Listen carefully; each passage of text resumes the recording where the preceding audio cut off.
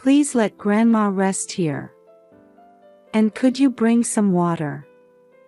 It was a sweltering day, with temperatures reaching a scorching 110 degrees Fahrenheit. When the doorbell rang, I opened the front door to find my nephew Ezra, carrying his grandmother Patricia on his back. Apparently, 10-year-old Ezra had walked all the way here in this blistering heat with Patricia on his back. The heat and exhaustion had taken their toll. They both seemed on the verge of collapse. Ezra. What on earth happened? Something was clearly very wrong. My in-laws lived in the next town over, a good 2-hour walk. But instead of showing concern, my husband Christopher flew into a sudden rage. Ezra and Mom.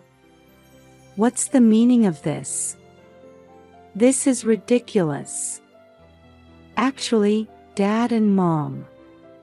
Ezra pulled a tape recorder out of his pants pocket. To our astonishment, it contained a shocking recording. After hearing Ezra out, Christopher dragged him and Patricia out of the house with a demonic look on his face. My name is Jennifer, and I'm an ordinary housewife living with my husband Christopher. We're both in our early 30s but haven't been blessed with children yet. We'd hoped for kids since getting married, but conception eluded us. We underwent fertility treatments for years to no avail. It was a huge financial burden, and we eventually had to give up. Though heartbroken, Christopher and I had a strong marriage. I was determined to spend my life with just him. Christopher's father had already passed from illness. His mother Patricia lived with his older brother's family. Alexander was a famous appliance salesman, and his wife Olivia had been on TV as a cooking expert. They both had flashy backgrounds. Alexander and Olivia had a grade school-aged son named Ezra. We didn't see Patricia or Alexander's family often, but not having kids ourselves, Christopher and I doted on our nephew Ezra. A family funeral brought us together with Alexander's family, including Ezra, for the first time in years. Ezra, it's been a while. Look how big you've gotten. You really have changed, quite the young man now. How have you been? Ezra had grown much taller since we last saw him. He smiled shyly at our comments. Well, I have some things to help with. After a brief hello, Ezra left.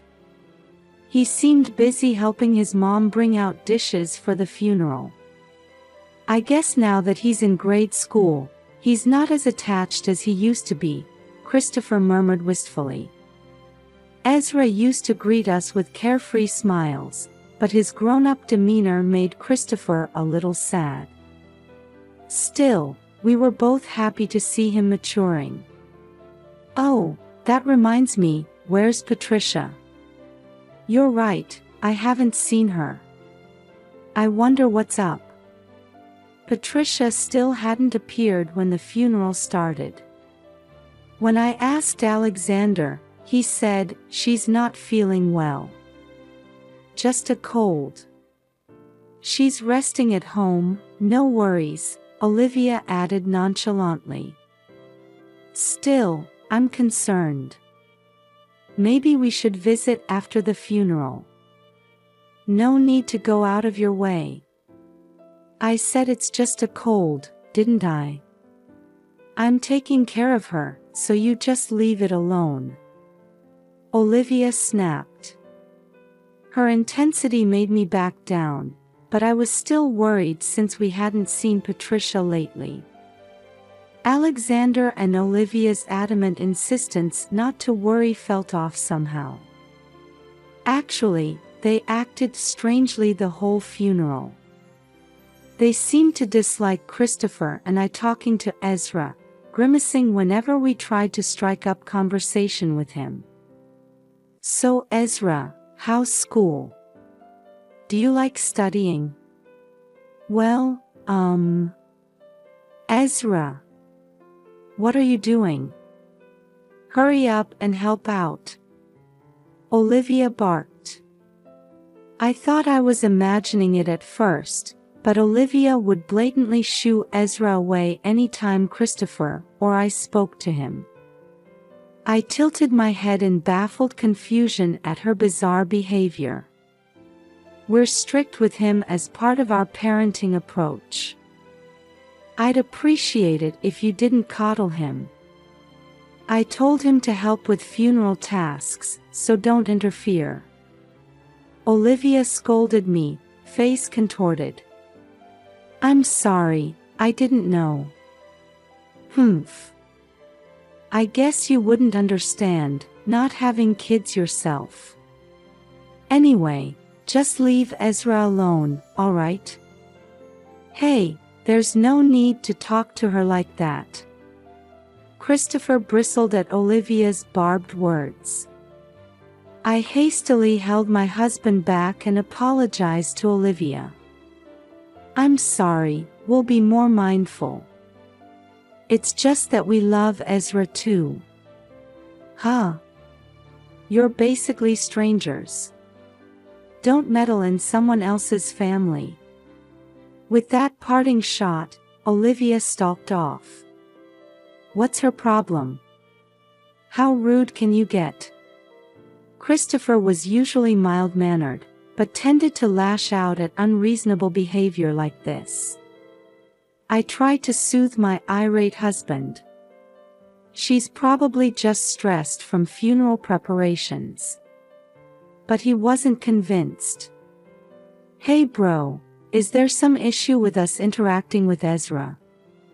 "Your attitude sucks," Christopher confronted his brother Alexander directly. "Huh?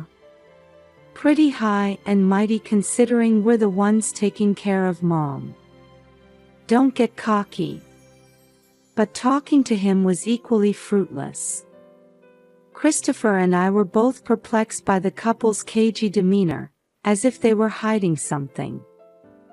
The oppressive mood persisted for the rest of the funeral until we left. Ezra's expression was gloomy as he diligently helped out. Patricia never did make an appearance. We went home still harboring unresolved frustrations. A month passed after that funeral. I happened to have an errand near my in-laws that finished early. I decided to buy some snacks and check in on Patricia and Ezra. "Hello. It's Jennifer." "Patricia, are you home?" "Aunt Jennifer."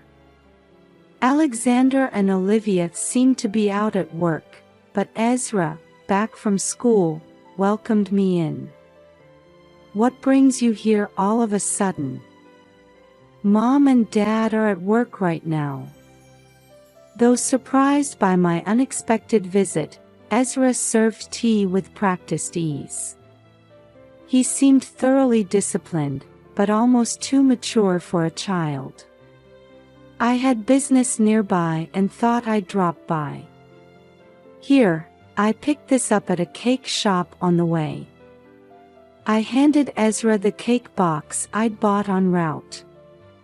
"You and Patricia both love sweets, right? Enjoy it as a snack." "Oh? Where is Patricia?" About Grandma, well. Just like at the funeral, Patricia was nowhere to be seen. When I asked Ezra where she was, he avoided eye contact and stammered. Suddenly, a breeze blew in from the back of the house. A window must have been open for ventilation. The wind carried a foul odor, like that of a stray dog. "Hey, what's that smell?" Ezra flinched at my question. I knew Patricia's room was in the back. Peering in that direction, I saw a tightly shut door at the end of the hall. A bad feeling rose in my gut, prompting me to casually stand and head towards Patricia's room. No. Mom said not to open that door. Ezra frantically blocked me, looking terrified. His expression convinced me something serious was going on. Okay, I'm sorry. I shouldn't enter someone's room without permission. Stopping my reach for the door, I returned to the living room. Ezra was visibly relieved. When I asked about Patricia's whereabouts again, he claimed she'd gotten over her cold and was traveling with friends. But his averted gaze told me it was a lie. No matter how much I pressed though, Ezra refused to say more. Sorry, Auntie, I have to go do the cleaning and laundry now. After a while, Ezra stood to leave. You're doing the housework? Yes. It's my job since Mom and Dad are busy. What about dinner? I just eat whatever's in the fridge. That's terrible. Don't your parents come home? My stern tone made Ezra clam up, as if regretting having said too much.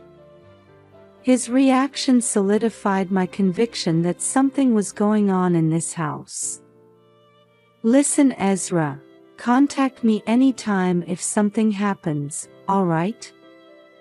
I jotted down our home address on a memo pad and handed it to him. Ezra took it with a silent nod. As I left, my eyes drifted to the back room again. I had a feeling someone was in that foul-smelling room. Could Patricia be locked in there, unable to get out for some reason? 3 days later, the unthinkable happened. Christopher and I were enjoying a rare day off together when an unexpected visitor arrived. Ezra. What on earth happened? Opening the door after the intercom buzzed, we found Ezra carrying Patricia on his back. My in-laws lived in the next town, a good 2-hour walk away. Apparently 10-year-old Ezra had walked here in the sweltering heat with Patricia on his back. I hurriedly ushered them inside. Please let Grandma rest here. And could you bring some water? The heat and exhaustion had nearly caused Ezra to pass out. Patricia was panting raggedly too. The morning news forecast a scorching high of 110 degrees Fahrenheit today. It was clearly an emergency for them to show up like this. What's going on? Why are you here in this state? This is ridiculous. Christopher shouted, baffled by the incomprehensible situation. Honey, calm down. Let's get them to the hospital first. Christopher hauled a nearly collapsed Ezra outside and to the car. He started the engine and loaded Ezra and Patricia in. They obviously have heat stroke. What the hell are those two doing? How did this happen to them? Those two, Christopher referred to, must be Alexander and Olivia. The strange behavior at the funeral, the foul smell in their house, Ezra coming for help in this heat, something was definitely going on. On the drive to the hospital, I gave Ezra and Patricia water and wiped their sweat with a towel. Patricia was still out of it, but thankfully Ezra had recovered enough to talk. Actually, Dad and Mom. According to Ezra, about 6 months ago Olivia stopped cooking meals and Alexander started locking him out on the balcony. When he got home from school, they forced him to do chores and berated him if it wasn't up to par. They started mistreating Patricia the same way, tying her to the bed so she couldn't leave her room and blasting the heat in the middle of summer. The stench in their house was indeed coming from Patricia's room. Denied even showers, she was imprisoned there. In the daily 100-degree F+ temperatures, it must have been hellish. Dad and Mom suddenly said they didn't need to be nice to Grandma anymore. "What do you mean by that?" I asked. Ezra pulled something out of his pants pocket. It was an old tape recorder. "Grandma gave this to me a while back. I kept it because it was fun to play with, like a toy. Uncle, Auntie, listen to this." Ezra pressed play. We heard a conversation between Alexander and Olivia. "I got her to make me the insurance beneficiary, so we don't need Mom anymore. Putting up with taking care of your mother was worth it. Ugh, I wish she'd hurry up and get sick already." "Oh, I know, lock her up with the heat on and she'll get heat stroke." "Should we try that?" "Ooh, now there's an idea. Let's do it." Hearing their exchange made my stomach turn. Those two neglected Mom this whole time, then suddenly offered to care for her. I knew something was fishy. Christopher's face twisted bitterly. A few years ago when my father-in-law passed and the family gathered, it was Alexander and Olivia who volunteered to look after Patricia. At first they treated her kindly, but it was a ploy to gain her trust and get themselves designated as beneficiaries on her insurance. After making Alexander the beneficiary, they put their plan to end Patricia's life into action. So that's what it was. Damn it, if only I'd realized sooner. Normally mild-mannered Christopher was seething. Now we understood why Alexander and Olivia had locked Patricia up. They were purposely worsening her health to cash in on the insurance. Reeling from these revelations, we arrived at the hospital. Christopher carried a wobbly Patricia inside to be examined. The doctor diagnosed her with severe heat stroke and malnutrition. She had to be admitted. A lack of proper meals had weakened her and staying in that stifling room had taken its toll. Ezra got by with just a quick 4-drip and was cleared to go home. We left Patricia in the hospital's care and departed. Exhausted, Ezra snoozed in the back seat. Seeing his innocent sleeping face made my heart ache. Not just Patricia, but Ezra too had suffered horrific treatment. Mature as he was, he's still only 10. No child deserves that. Those bastards.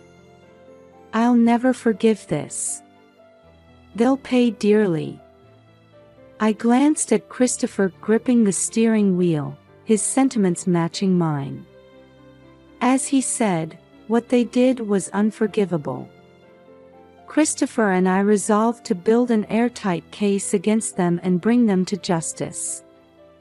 To prepare, I made a phone call to a certain place. The person on the other end listened intently and asked for more details. Ezra had provided the trump card we needed to bring them to justice. Taking that tape recorder, we headed to meet the person I called. After finishing our business there, we got back in the car and drove to Alexander and Olivia's house. You too. You're the ones who took Mom and Ezra. What the hell are you thinking? Alexander stormed over, shouting angrily when he spotted us. "You're the crazy ones. Why did you do that to Mom and Ezra?" Christopher glared back defiantly. "What are you talking about? The kidnappers have some nerve acting self-righteous." "Kidnapping? No. Ezra came to our house of his own free will. It took courage, but he was trying to protect his grandma. A 10-year-old walking 2 hours in this heat is not normal." "Ezra, what were you thinking, running off like that? This happened because you stuck your nose where it doesn't belong." Ezra flinched at his mother's furious voice. I stopped Olivia as she tried to grab Ezra's hand, her face a mask of rage. "Stop it, can't you see that Ezra doesn't want to? More importantly, shouldn't you be worried about your child's health first?" Ezra nearly had a heat stroke. "Huh? What are you going on about? You're not even his mother. This doesn't concern you," says the woman who can't even have kids. Olivia openly mocked me. Normally I'd let it slide to keep the peace, but not today. I couldn't back down. "You're right, I'm not Ezra's mom. But I can't send Ezra back to you. You're unfit to be a mother." As I spoke, Ezra left Olivia's side to hide behind me. "Ezra, what are you doing? Get over here right now." "No. I'm not going back to Mom and Dad anymore." For the first time, Ezra outright rejected his parents. Hearing this, Alexander and Olivia grew even angrier. "You ungrateful brat. Who do you think raised you? You treated me like a slave. I hate you." Ezra sobbed, yelling accusations at his mother. His attitude made it clear he'd suffered horribly. "You two put him up to this, didn't you? How dare you take my child and pull this crap?" Shocked at being spurned by her son, Olivia redirected her rage at us. "I'll sue you for kidnapping, just wait." Their hysterical shrieks were loud enough for the neighbors to hear. But I couldn't falter now. Patricia and Ezra's lives were at stake. "You're the ones who'll be sued. We know everything you did to Patricia and Ezra." "Huh? We didn't do any dash. Don't lie." They tried to play dumb, but their demeanor was clearly shaken. "You two are the reason they're so frail. This is straight-up abuse." "Ha!" Spewing accusations with no proof. Alexander had the gall to laugh, claiming we lacked evidence. Olivia snickered beside him. "Too bad, but we do have proof. This." I pulled out the tape recorder from my purse. "What's that?" Empty threats won't work. They still looked smug. But that smugness would soon vanish. I played their conversation from the tape recorder Ezra gave me. Hearing it, the color drained from their faces. They never dreamed they'd been recorded. "When did you, how?" "Ezra bravely got evidence of your scheme." "Ezra did? Damn brat. Give me that." Alexander lunged at me. "Let go." He was desperate to take the recorder, using immense force. I resisted but couldn't overpower him. He wrenched it from my grasp. You'll pay for interfering. I won't forgive this. Christopher stepped between me and Alexander's murderous glare. Stop adding to your crime. Don't you dare hurt my family. I held Ezra protectively, backing away from Alexander. You ruined my plan, you bastard. Alexander raised his fist to punch Christopher. Hey, cut it out. But then someone intervened. Why are the police here? Alexander and Olivia were thrown by the officer's sudden appearance. I had called them in advance. They must have deemed it an emergency, acting immediately on my report. This is a misunderstanding. We didn't do anything. That's right. Ezra, tell these people nothing happened. Say it. Olivia pleaded desperately. But Ezra turned to the officer and said, Mr. Policeman, they put Grandma in the hospital. Please arrest them. Ezra. You betray your own parents. Take that back right now. We're innocent. They shrieked denials of their misdeeds. Wait, if I break this.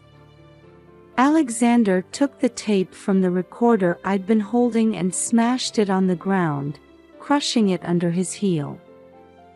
The tape shattered. He cackled triumphantly. What now? No evidence. We're innocent. The tape was indeed too mangled to play. But Alexander and Olivia were forgetting one thing. Unfortunately, that's not the only copy of the recording. What? What do you mean?